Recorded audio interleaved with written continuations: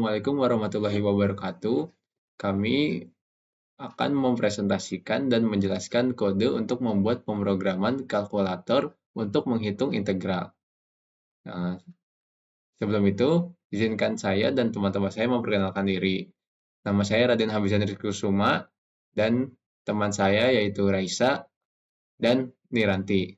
Oke, di sini saya akan langsung memulai untuk sedikit menjelaskan mengenai kode dari pemrograman yang sudah kami buat. Di sini eh, kami di sini kami menggunakan library tkinter yang bertujuan untuk membuat GUI dari aplikasi kalkulator integral ini. Lalu di sini ada from tkinter, import ttk dan messagebox. ttk ini yaitu widget dari tampilan dari tkinternya nanti. Lalu messagebox ini yaitu sebagai pop-up notifikasi. Terus habis itu kita juga menggunakan SymPy, yaitu mengimport simbol ini untuk menggunakan seperti simbol X dan yang lainnya. Lalu integrate untuk menghitung integral, simplify yaitu untuk menjelaskan, untuk menyederhanakan dari langkah-langkah perhitungannya. Lalu sqrt ini untuk akar dan ada simplify. Oke, tadi di sini ada messagebox, masuk dari messagebox. Messagebox adalah misal seperti ini. Saya mulai program misal, saya melakukan input masal, misal saya input 3x berpangkat 3. Misal nih, dengan 3 bintang seperti ini. Lalu muncul seperti ini. Ini adalah message box. Oke. Di sini ada membuat simbol X untuk integral. X sama dengan simbol string X. Di sini maksudnya adalah untuk mengkonversikan si X ini agar dapat dibaca oleh program. Lalu ada fungsi def format underscore fraction xpr, yaitu untuk memformat menjadi bentuk yang lebih mudah dibaca oleh user. Lalu return menjadi string. Lalu selanjutnya ada fungsi def calculate underscore integral. Pertama try. Kita menggunakan fungsi try di sini. Try dan accept. Maksud dari try ini adalah kita jadi kayak dia tuh diuji dulu yang di input itu kita apakah dapat terbaca atau enggak. Kalau error, kalau tidak dapat dibaca maka akan muncul kayak gini. Muncul nih di exception as a message box show error. Jadi dia menunjukkan errornya nih. Misal contoh kita mulai. Misal kayak tadi nih, kayak 3 dikali x terus bintang 3. Bintang 3. Nah, kan dia kan nggak bisa nih dihitung oleh si codingan yang ini. Jadinya langsung muncul si pop-up message box tadi yang show error. Nah, jelasin kalau ini error tidak bisa dibaca. Oke, kita lanjut lagi. Oke, di sini di dalam try ini ada function sama dengan entry underscore function get strip. Ini get ini agar dapat si inputan usernya agar dapat terbaca, agar dapat baca dan dapat dihitung. Habis itu ini juga sama, ini lower underscore limit yaitu untuk batas bawah dari integral tak tentu, integral tentu maaf. Terus ini upper underscore limit berarti ini batas atasnya. Habis itu kita mengganti simbol matematika umum agar sesuai dengan SymPy. Maksudnya adalah, misal nih, kan di sini ada function sama dengan function dot replace, berarti kan diganti. Nah, ini simbol akar sqrt, berarti maksudnya misal si usernya input simbol akar, berarti dari programnya bakal di-convert, bakal diubah menjadi sqrt. Sqrt ini kan yang akar tadi kan, cuman si pemrograman jadi bisa membaca dari simbol input akar ini. Lalu ada juga nih function replace juga nih. Ini ya simbol panah atas. Nah, jadi sama kayak yang tadi. Jadi kan si programnya bisa bacanya kalau inputnya bintang-bintang untuk pangkatnya. Nah, tapi usernya maunya pakai simbol atas nih. Misal saya maunya simbol panah ke atas. Ya udah, kita pakai function dot replace ini. Itu jadi diubah dari misal ya jadi diubah dari panah ke atas menjadi bintang-bintang agar dapat dibaca. Di sini, di sini ada mengubah string menjadi simbolik menggunakan simplify. Maksudnya tuh, ini kan pakai simplify XPR, sebenarnya simplify function yang tadi nih, yang inputan awal, yang inputan usernya. Jadi usernya kan input kayak gini. Saya user input 3, kan 3x pangkat 2. Kita mau 3x, tapi kita harus inputnya sebagai 3x pangkat 2 gini. Nah, jadi ini diubah sebagai 3x pangkat 2 simbol matematika di pemrogramannya agar dapat dibaca oleh si pemrograman ini. Lalu kemudian ada simplify itu sebagai penyederhanaan. Nah, di sini step sama dengan ini tuh kosong karena untuk menyimpan langkah-langkahnya nih, yang ini. Lalu ada step.happen berarti menambah langkah-langkahnya. Lalu kemudian kita menggunakan kondisional di sini. Jadi dicek nih apakah integral tak tentu atau tentu si usernya.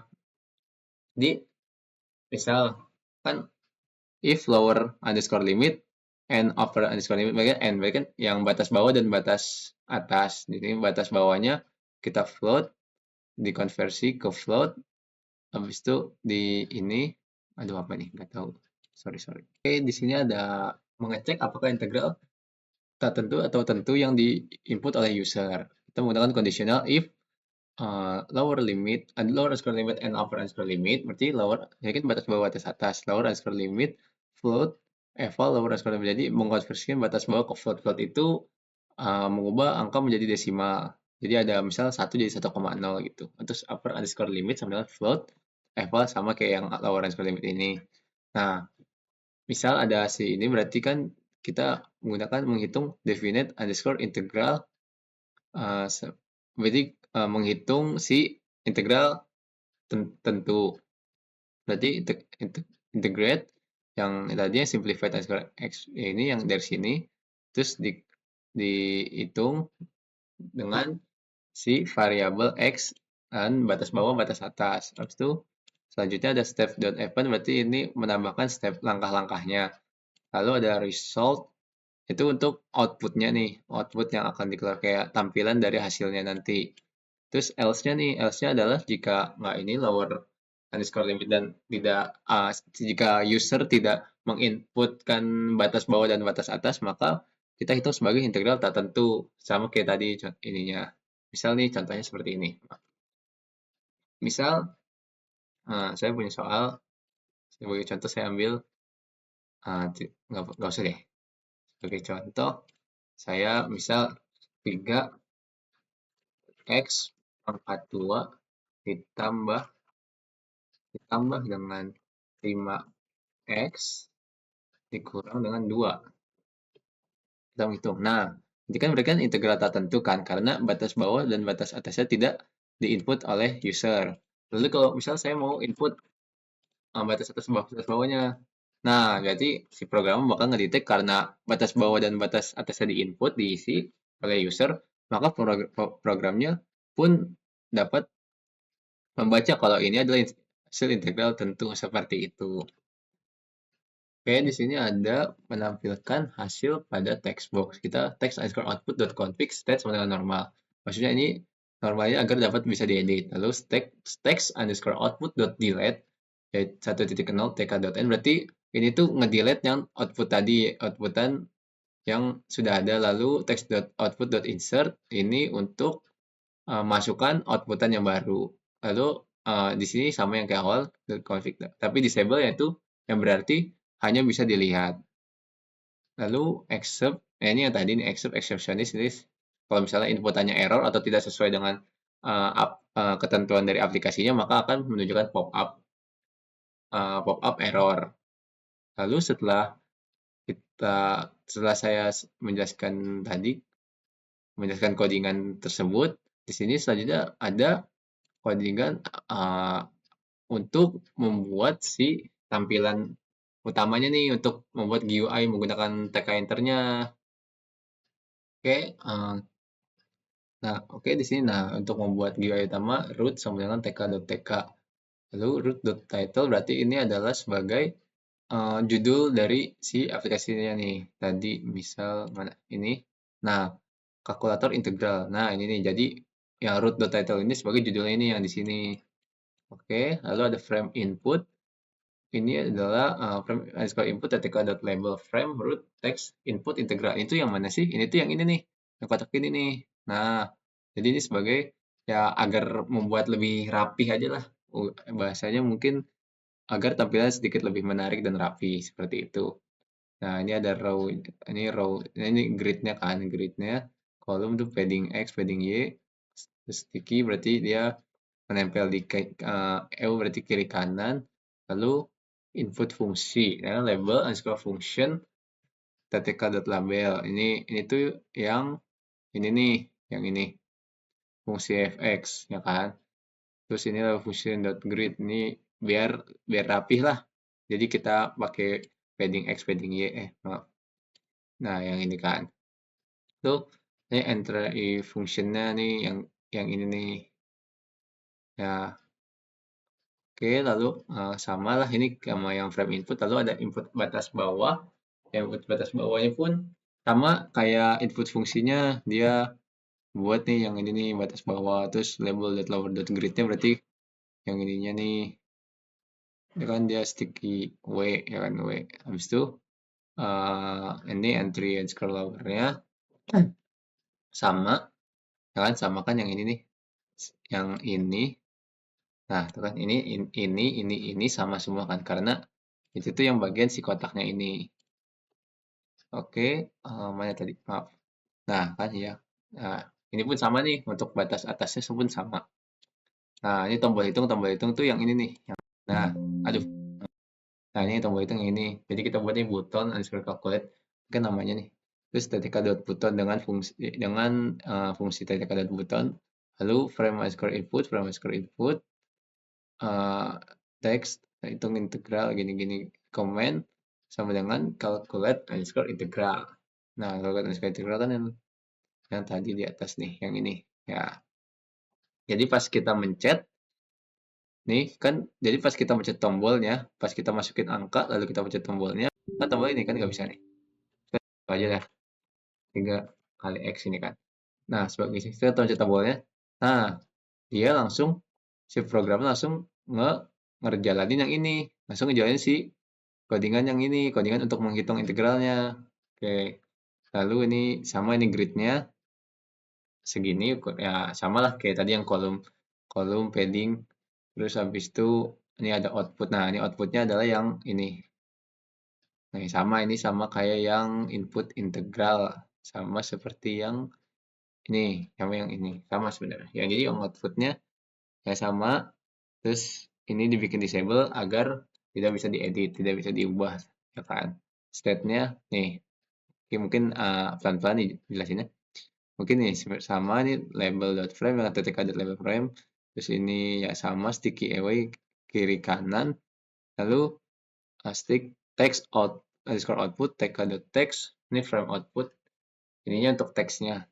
Lalu ini gridnya. Nih, nah ini teksnya kan ada nih state underscore disable. Nah, underscore disable ini fungsinya agar si ininya tidak bisa diedit seperti itu. Lalu ini ada untuk menjalankan aplikasinya. Mungkin penjelasannya seperti itu untuk codingannya dan dilanjut oleh teman saya. Nah, baik, di sini saya akan mencoba menggunakan kalkulator integral yang kelompok kami sudah buat, lalu dengan mengerjakan soal-soal yang ada di sini. Pertama, mari kita kerjakan soal nomor 1. 6x pangkat 2 min 2x plus 7. Karena ini integral tak tentu, maka batas bawah dan batas atasnya tidak usah diisi. Hasilnya akan langsung muncul karena ini tidak ada angka-angkanya dan langsung dihitung. Jadi hasilnya 2x pangkat 3 min x pangkat 2 plus 7x plus c. Di sini fungsi disederhanakan, cuman ini emang sama karena sudah sederhana. lalu langsung muncul hasilnya. Mari kita coba bandingkan dengan kalkulator yang lain.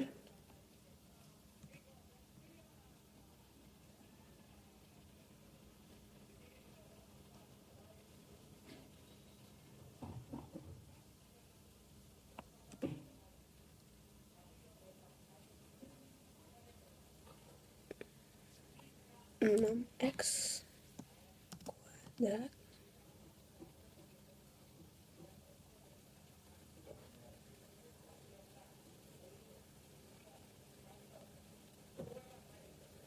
min 2x plus 7.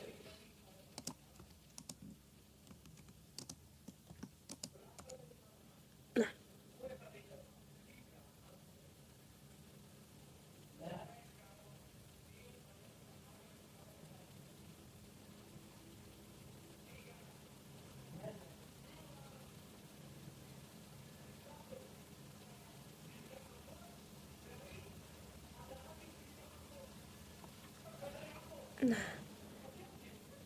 di sini hasilnya kurang lebih sama. Nah, jadi hasilnya itu bisa juga ditulis seperti ini. Namun di sini ada step.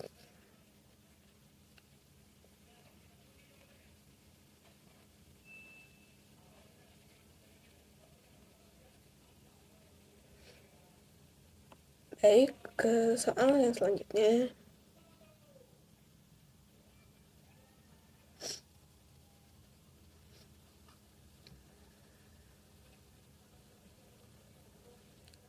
Kita coba mengadakan soal nomor 2.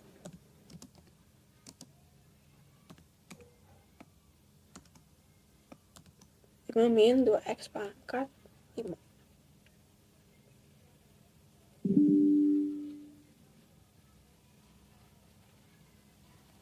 Oh ya, jangan lupa tambah kali.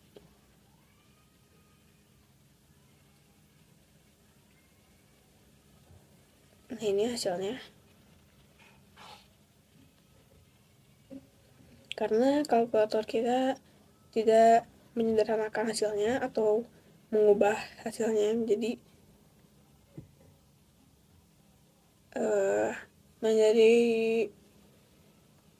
persamaan yang menjadi hasil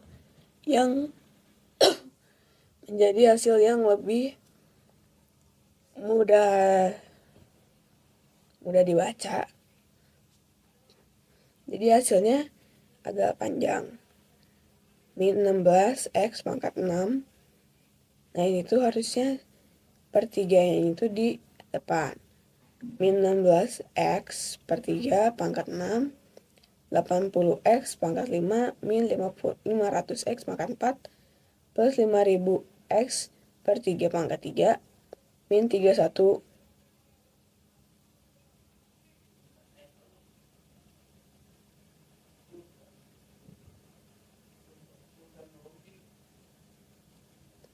min 3125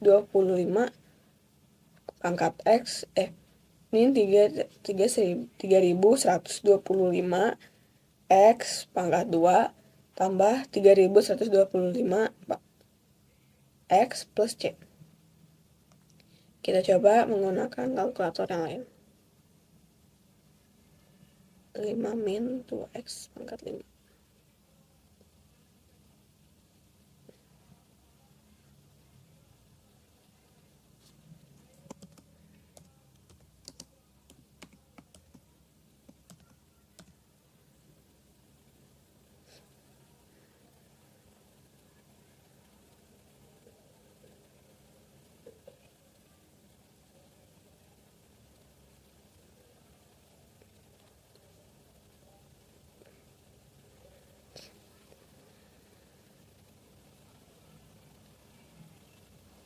Nah, ini ada hasil yang lebih mudah dibaca.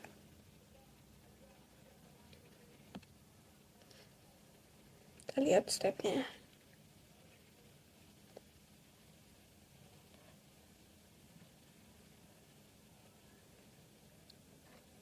Jadi 5 min 2x nya misalkan dengan U.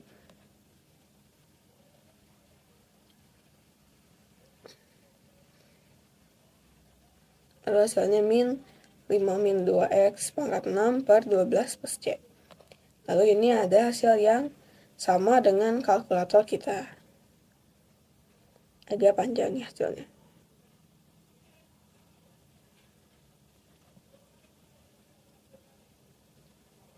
Baik, kita lanjut ke soal selanjutnya.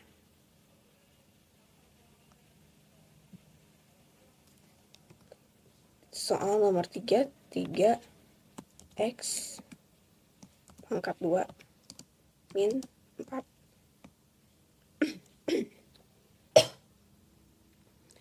min 4x.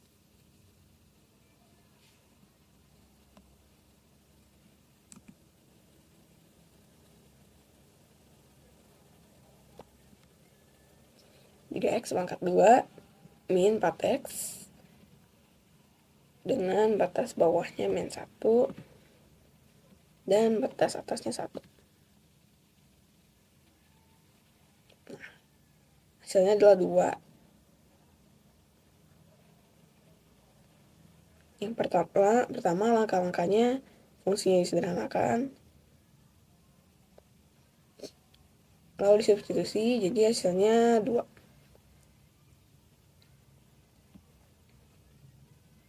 Namun ini karena filenya tidak dibatasi, jadi agak panjang.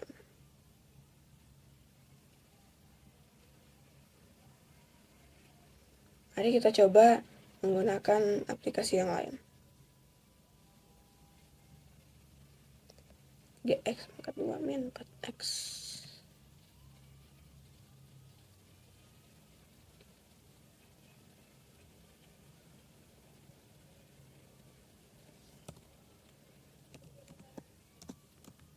Pangkat 2 min 4x. Dengan batas atas 1 dan batas bawah min 1.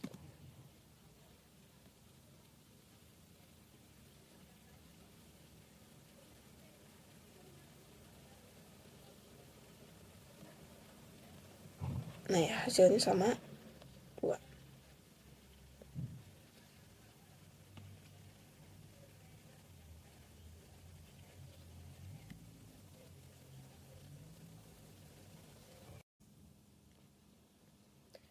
Baik, selanjutnya kita akan mengerjakan soal nomor 4. Itu 3x min 2 pangkat 2. Batas bawahnya min 1, batas atasnya 1. Hasilnya adalah 14. Langkah-langkahnya yaitu fungsi disederhanakan terlebih dahulu, namun bentuknya sama. Karena ini sudah paling sederhana, lalu langsung dihitung. Jadi hasilnya 14. Mari kita coba menggunakan aplikasi yang lain.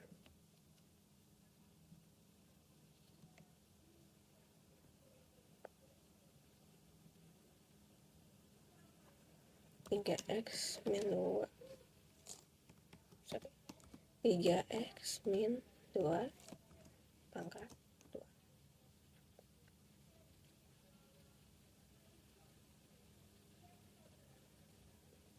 Nah, batasnya sama.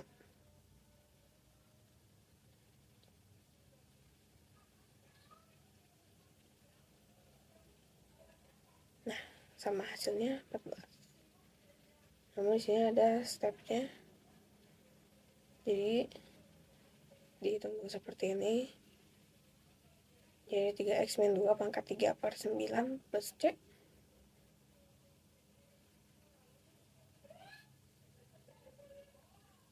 Lalu dapat hasilnya 14.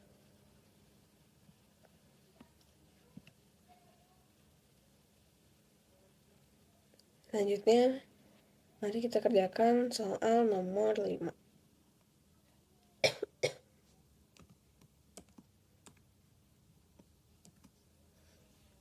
6x pangkat 2 min 3 pangkat 4. Nah, ini karena integral tertentu, jadi kita kosongin.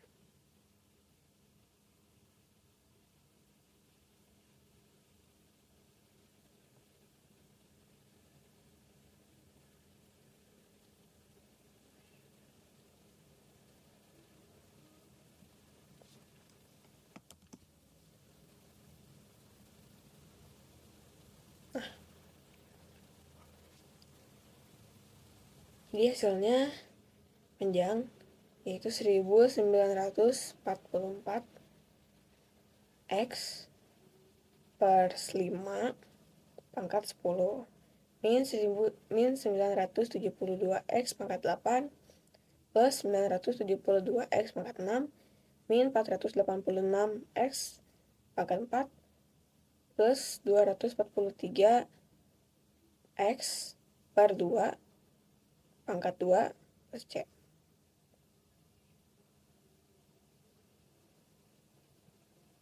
Nah, ini hasil fungsinya disederhanakan terlebih dahulu, yaitu 243x kali 2x pangkat 2 min 1 pangkat 4. Mari kita coba menggunakan aplikasi yang lain.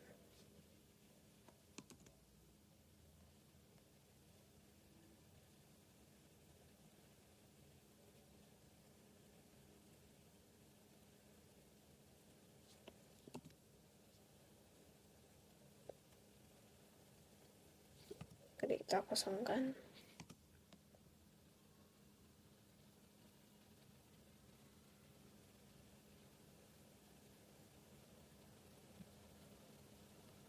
Nah, jadi di sini tuh ada hasil yang lebih mudah dibaca, yaitu 6x pangkat 2 min 3 pangkat 5 per 20 plus C.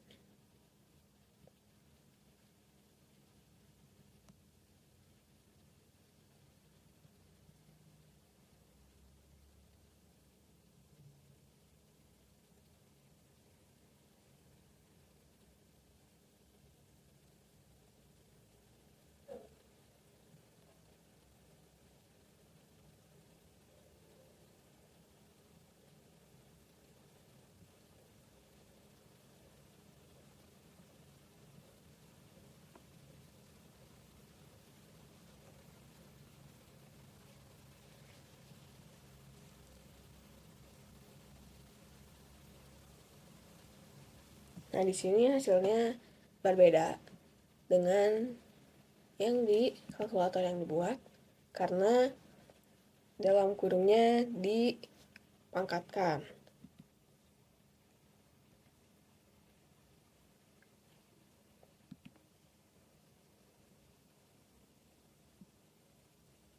Selanjutnya kita kerjakan nomor 6.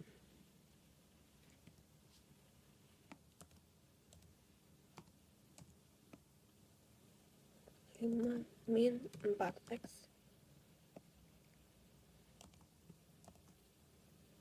kali 9 tambah 15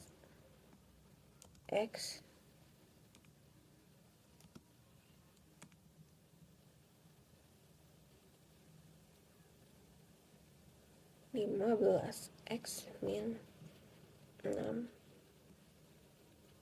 kali x pangkat 2 dalam kurung pangkat 3.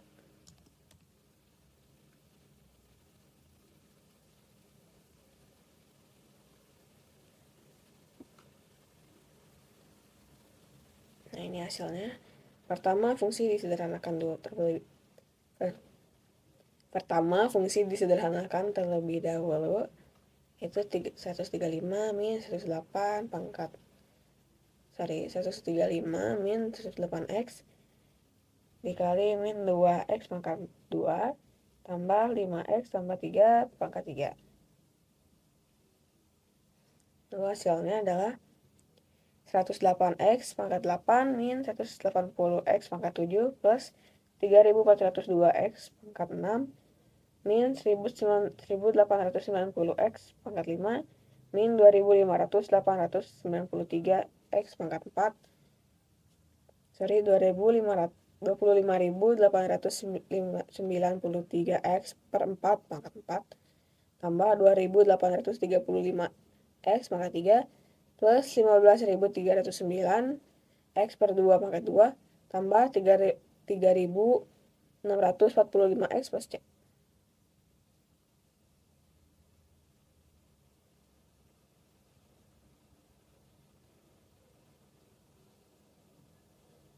Kita coba menggunakan kalkulator yang lain.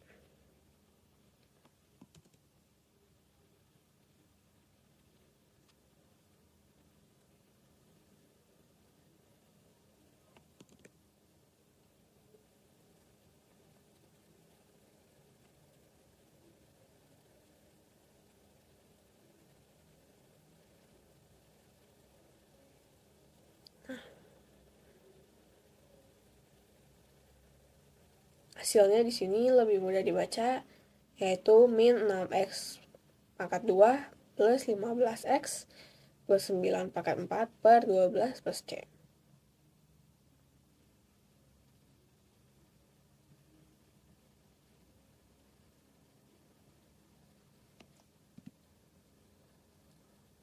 Kita ke soal selanjutnya,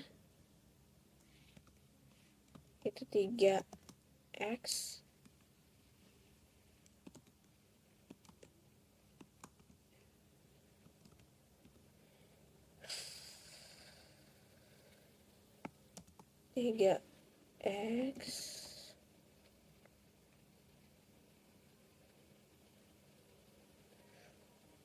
akar 3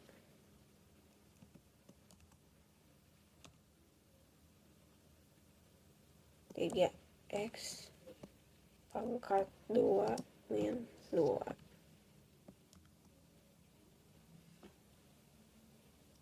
Batas bawahnya min 1, batas atasnya 1. Nah, hasilnya adalah 0. Ini disederhanakan, ini lebih ke disederhanakan agar si kalkulator itu bisa membaca equation-nya. Nanti kita coba menggunakan kalkulator yang lain.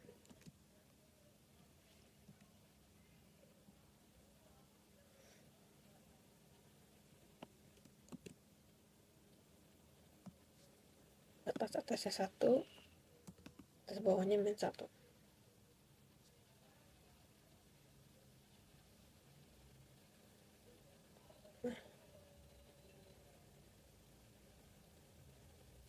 Jadi saat disederhanakan hasilnya 3x pangkat 2 min 2 pangkat 3 per 2 per 3 plus C. Lalu saat itu langsung hasilnya 0. Sama seperti dalam kalkulator.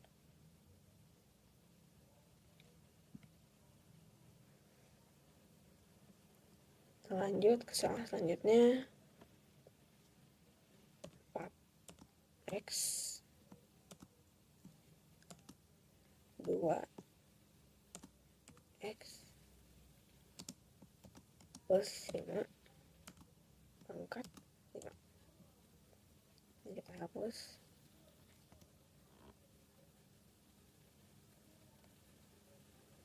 Nah,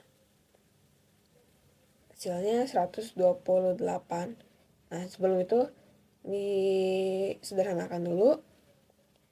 Itu hasilnya 128x per 7 pangkat 7 plus 800x per 3 pangkat 6 tambah 1600x pangkat 5 tambah 5000x pangkat 4 tambah 25.000x per 3 pangkat 3 tambah 6250x pangkat 2 plus C. Mari kita coba bandingkan dengan kalkulator yang lain.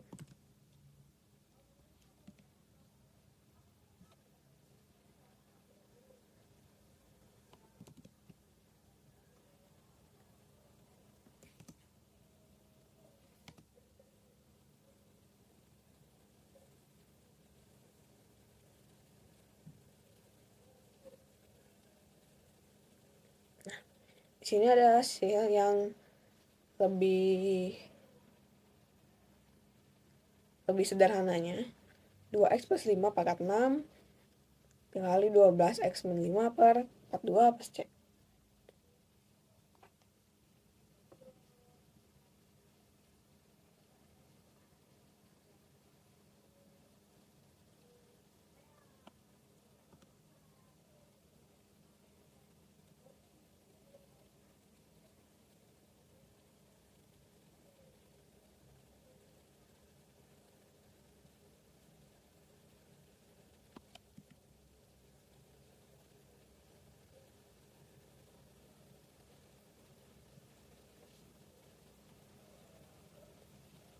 Sebentar.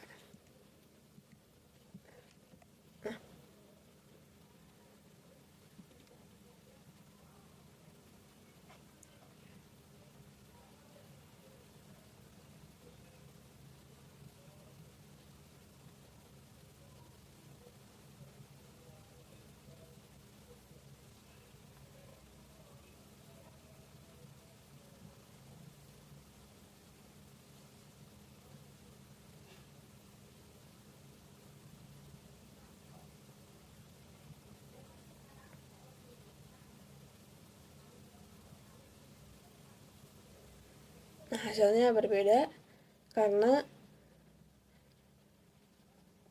di kalkulator yang kita buat per 21-nya dihitung ke dalam kurungnya, jadi terpisah-pisah.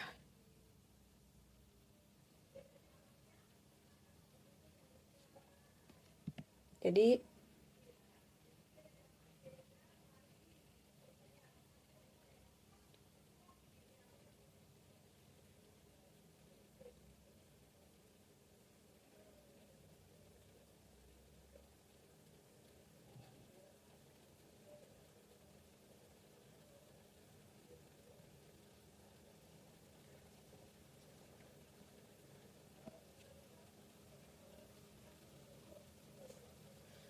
masih disederhanakan.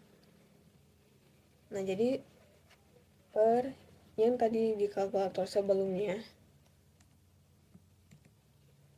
per 21 itu di sini dihitung jadi 128 x pangkat 7 per 7 seperti itu. Kita lanjut ke soal selanjutnya. Soal nomor 9.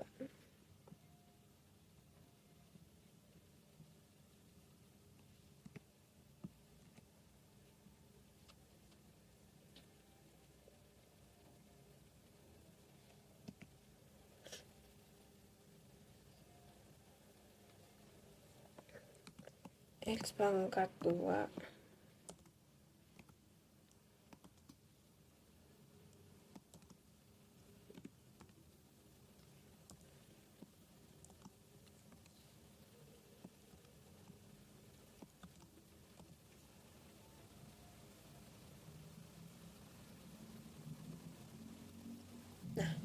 hasilnya jadi seperti ini. Di sini fungsi disederhanakan terlebih dahulu.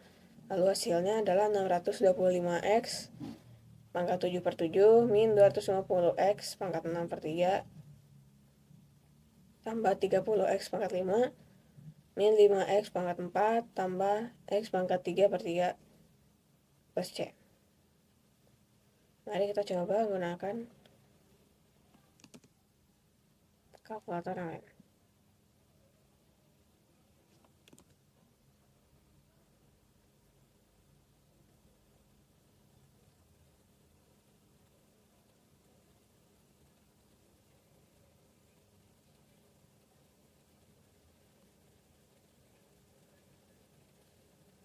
Nah, di sini sama seperti yang sebelumnya.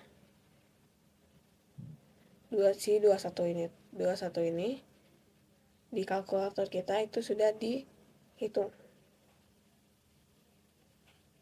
Nah, di sini hasil paling sederhananya 5x min 1 pangkat 5 375x pangkat 2 plus 25x per 1 plus 13.125 plus C.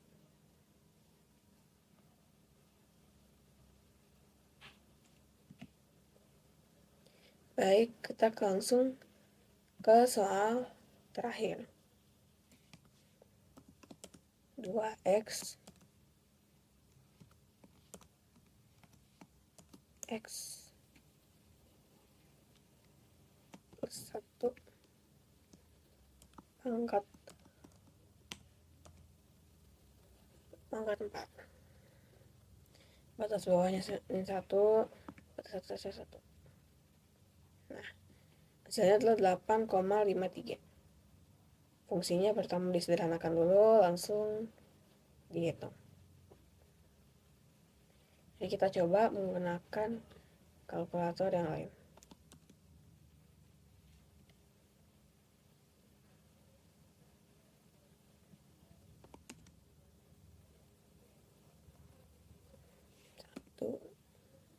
Min 1.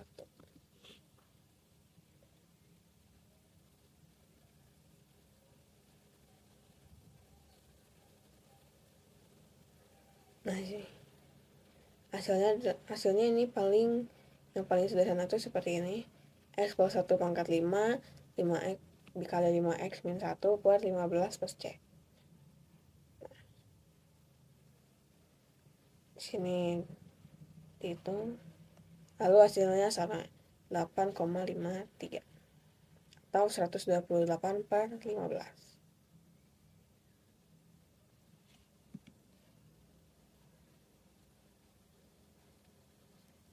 Baik, cukup sekian dari kalkulator integral untuk menyelesaikan soal-soal di sini. Kita lanjut ke bagian selanjutnya, yaitu kesimpulan. Jadi dapat disimpulkan bahwa dalam proyek ini kelompok kami telah berhasil mengembangkan kode pemrograman untuk menyelesaikan soal dalam jenis integral. Proyek ini melibatkan bahasa pemrograman Python dan juga SymPy untuk menangani soal integral tak tentu dan juga integral tentu.